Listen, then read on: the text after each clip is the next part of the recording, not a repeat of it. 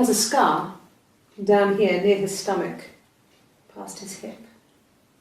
Cut himself with some glass. That was before, a long time ago. He looks just like the photo. He's not got his glasses on here though. He takes them off with the camera. But he needs them to see properly, you know. He has to read a newspaper or a menu in a restaurant. Not books so much, or watching TV. He likes TV.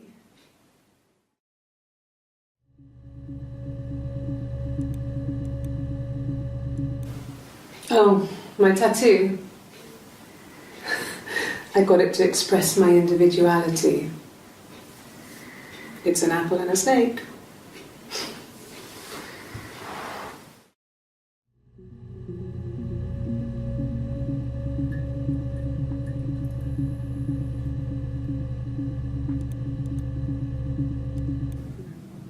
So I moved out. Got a small bed sit. Got my tattoo to mark the occasion. I was singing in a bar in the evenings, so I had some money, enough money to cover my rent. And I've been doing something similar ever since. I haven't put down any roots. I don't exist.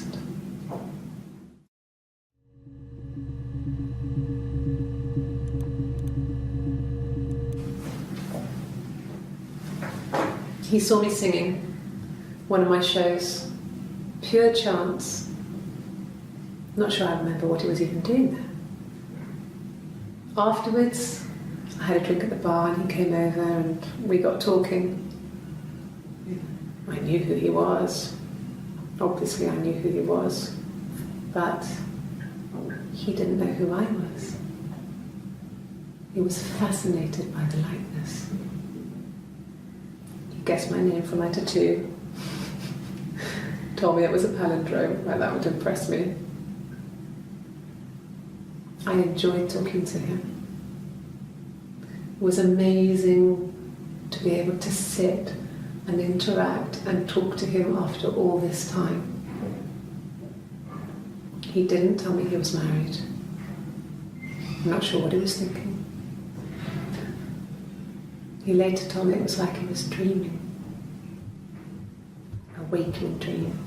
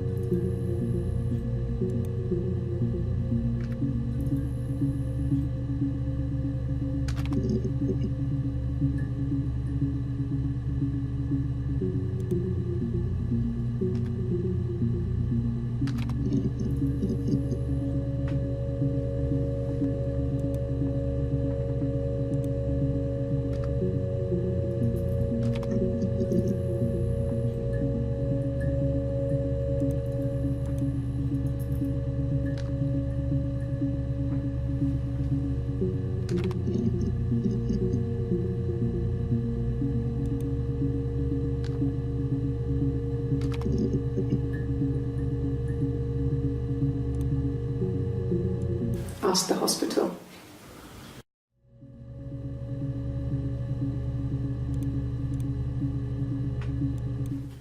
I don't see how it's hard. We've established I was in Glasgow when he was killed. You've spoken with the hospital.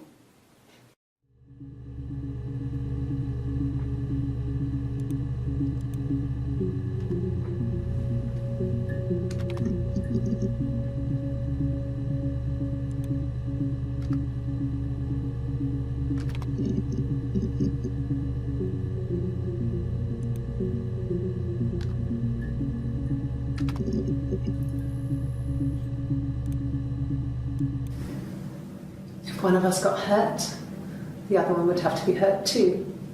A grazed knee, a bruise. When I lost my tooth first, we had to pull our harness to match. Once, I slept with a boy who was seeing another girl. The girlfriend came up to Hannah the next day and punched her in the face. gave her a huge black eye.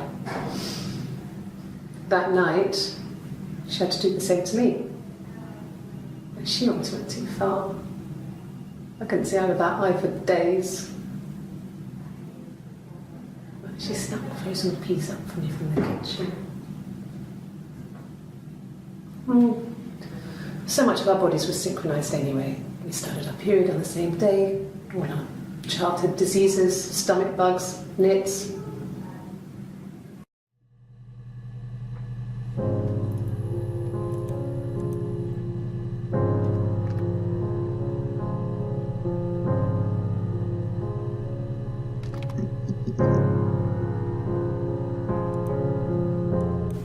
Yeah, we were 17.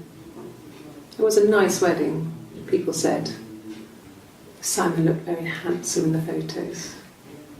His parents paid for everything, but he's an only child, so it was important to them. It was what they called a shotgun wedding, but if you looked at the photos, you couldn't tell. The dress was beautiful.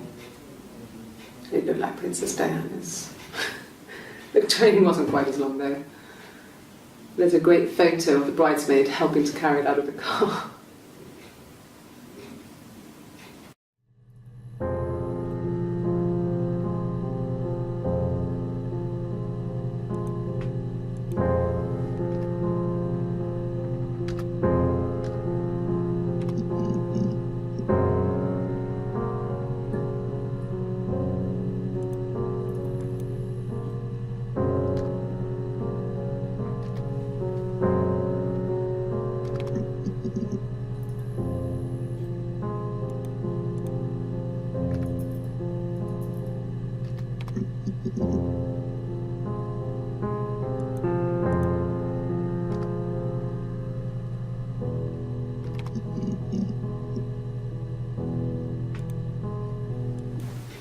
That's all that matters really, the baby.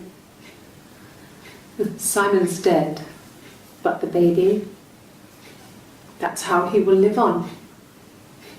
Our baby.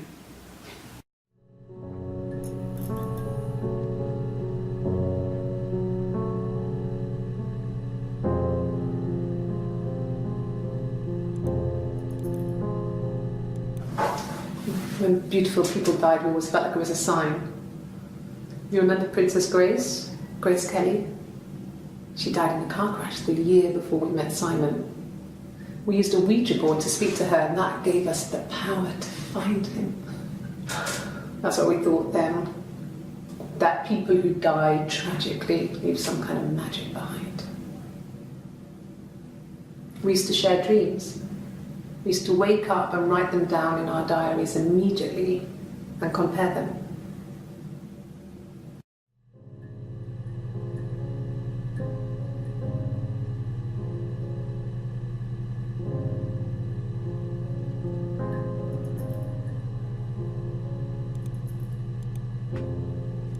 Like I said before, it was 3, something like that. I walked in, saw Simon. He was on the floor of the living room. His throat had been cut. There was a lot of blood.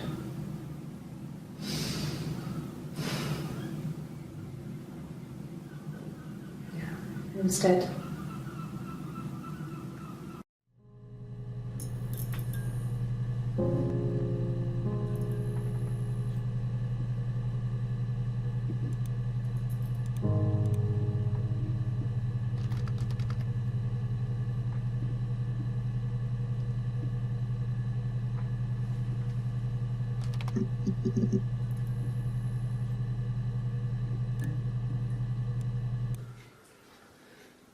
Simon is 6 foot, darkish blonde hair, average build. He's clean shaven. If his beard grows, it goes ginger, so he shaves it. I mean, not that there's anything wrong with ginger hair. I bought a photo. They said a spring photo. This was taken last year on holiday in Rome. It's the best one I have.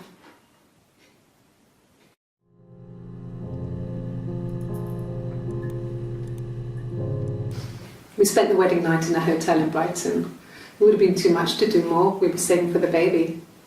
It was wonderful to be in a hotel, away from home, just alone together. Since then, we've always tried to get away for our holiday.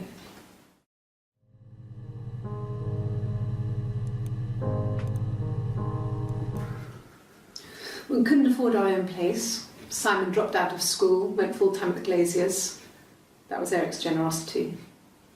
We moved in with his mum and dad. They had a spare room for us and the baby, if it came. It was a nice change, time to myself, living there for those months, full of hope.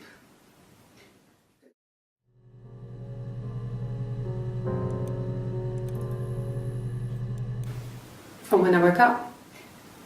Okay. I woke up, Simon was already up, and he made me birthday breakfast of eggs Benedict. We both had to go to work, so we saved presents till later. I got to work, had some birthday cake, children sang me happy birthday, then I came home. The birthday meal was a takeaway, and Simon gave me his present, which I didn't mind. And after that, we talked about the baby. It turned into a big argument. Simon left. I was furious. I wanted to get as far away as I could and get some space to think. So I left.